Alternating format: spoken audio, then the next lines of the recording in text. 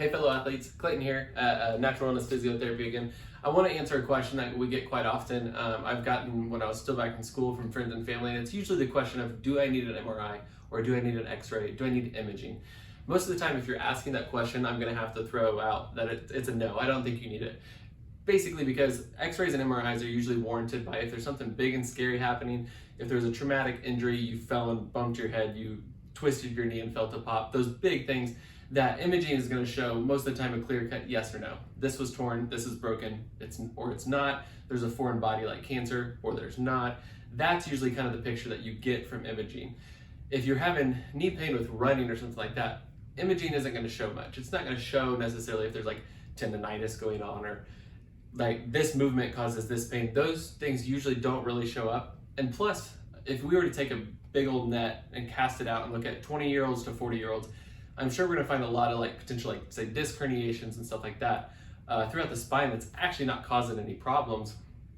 So what I wanna kind of take away from that is that if we can image all these people and show all these signs of disc herniations or all these other things that could be causing pain, but they're not having it, well then what's that to say that when I'm having knee pain and I go in and the imaging shows that there's a defect somewhere in the knee, those things both happening aren't necessarily a full-on correlation. We can't say that whatever we're finding on the imaging is the exact reason that you're having the knee pain.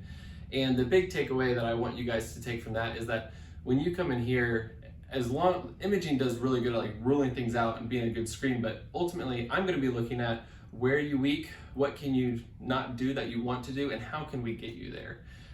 Regardless of like what true diagnosis kind of comes on the chain, most of the time it's the same treatment. It's you're weak here and you're wanting to get back to that activity, so let's strengthen you up. Let's try to reset things and get inflammation down and pain down and start strengthening you up and making sure all your movements are as optimal as possible to prevent any future injury and to make sure this injury kind of stays down at bay.